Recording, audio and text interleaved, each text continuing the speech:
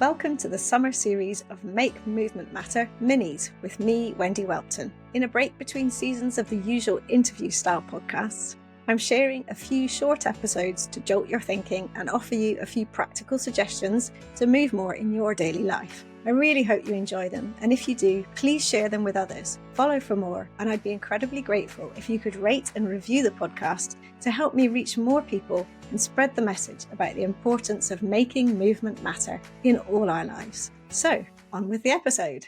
This is the fifth and final episode in the summer mini-series of the Make Movement Matter podcast. Today, you are in the guest seat. I'm going to ask you 3 questions I feel are important to ask ourselves about how we move through daily life. Before I do, imagine having the mobility and strength that allow you to move the way you want to throughout your whole life by putting priority on the way you move in daily life. If you think that sounds too good to be true, then to be honest, I agree. Because the way we've all been moving or not moving, our injuries, surgeries and so on, all build up like onion skin layers that shape the way we move overall.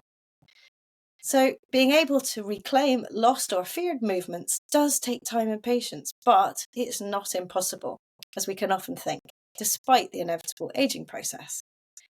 Changing the way we move in daily life can have incredible results for our overall movement capability and, most importantly, our confidence.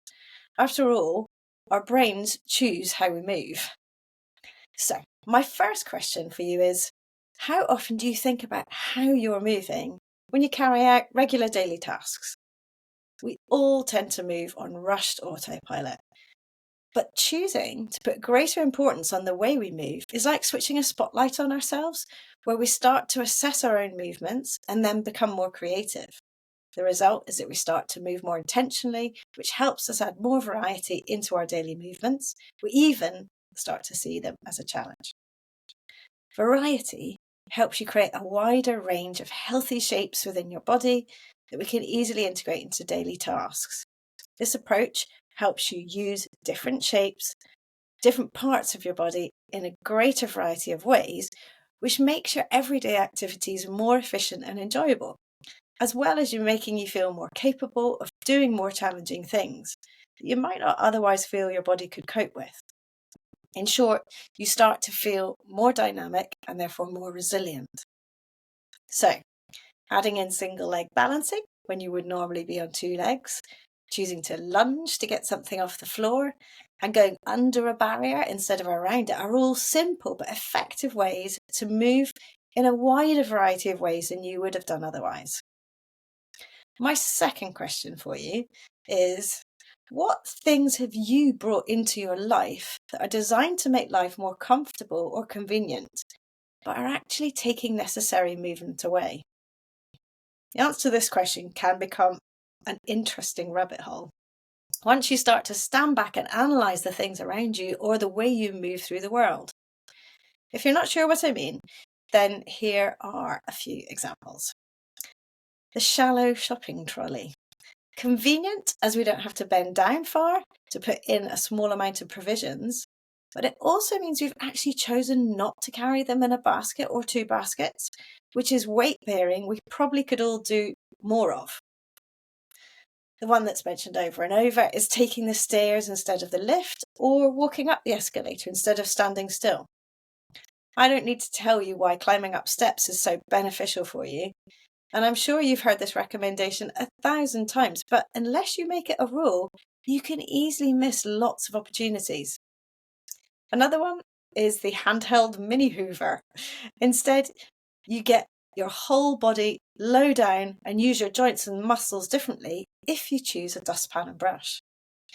Finally, a classic one we can all change is to decide never to ask someone to pass you something that you can get up and go and retrieve yourself. I think seeing the world in this way is a gift because it gives you greater choice, which enables you to add more movement into your life in regular, simple ways. And I'm not saying give all these things up or make permanent changes. No one's brilliant 100% of the time. But it's about choice, and it's about putting that priority on giving your own body the movement it deserves. One of the ways I add in a bit more effort and movement is by using a standing desk on the floor. Not only do you have to lift it down there, you also have to shift between sitting positions regularly because your body tells you to, and you get the whole way down and back up. So you get lots and lots of different movements into your body.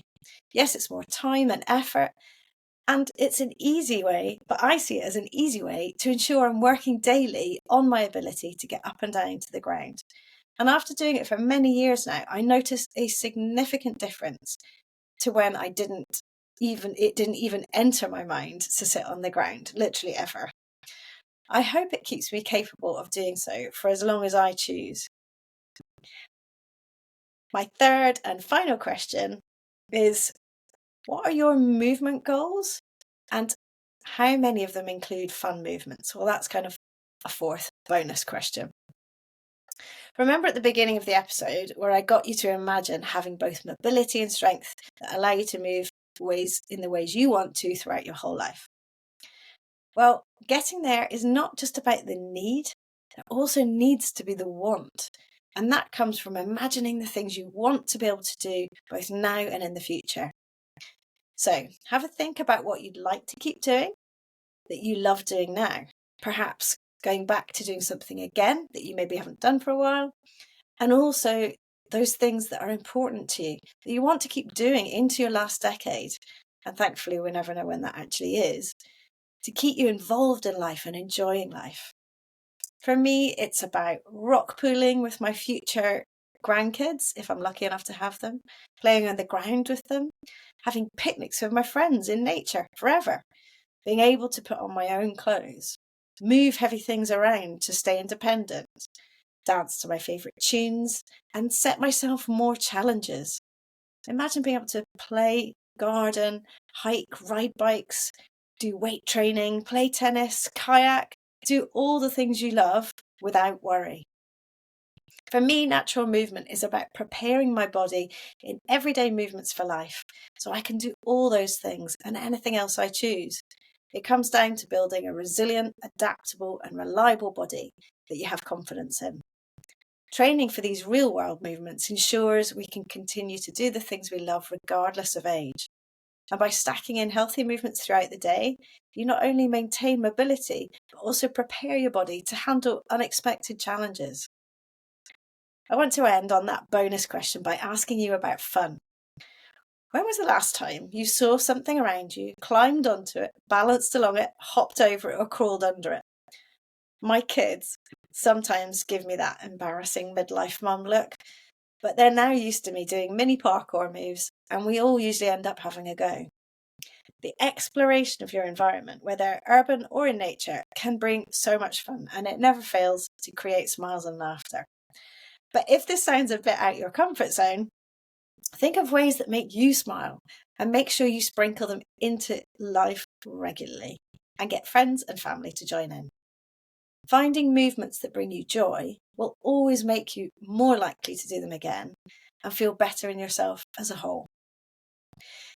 If you've enjoyed these 5 mini solo episodes, you'll love my 5-day introductory online course, Move More Naturally to Live Better. For all the details, go to the link on the homepage at reclaimmovement.co.uk, in the show notes, or in my Instagram bio. Thank you so much for joining me over the summer, and I hope I've helped you on your journey towards building a more resilient and mobile body. Movement really matters, and incorporating it into your daily routine can make a world of difference. The 3rd series of the Make Movement Matter podcast starts in 2 weeks on Tuesday, the 24th of September. I've got some great conversations with really fascinating people lined up for you, and I can't wait to share them. Until then, move more naturally and have fun. I hope you enjoyed this mini episode, and please press follow on Apple, Spotify or YouTube to make sure the next ones pop up as soon as they're released. If you'd like to hear more about how natural movement could benefit you, then head over to my website, reclaimmovement.co.uk, and sign up to my newsletter. Or to have a more thorough introduction to all the ways a natural movement lifestyle can improve your mobility, strength and confidence, then my 5-day introductory course, Move More Naturally to Live Better, is for you. You can find all the details on the homepage. If you have any thoughts or questions, you can always get in touch with me at reclaim.movement on Instagram or email me at wendy@reclaimmovement.co.uk. See you next time, and don't forget to just move.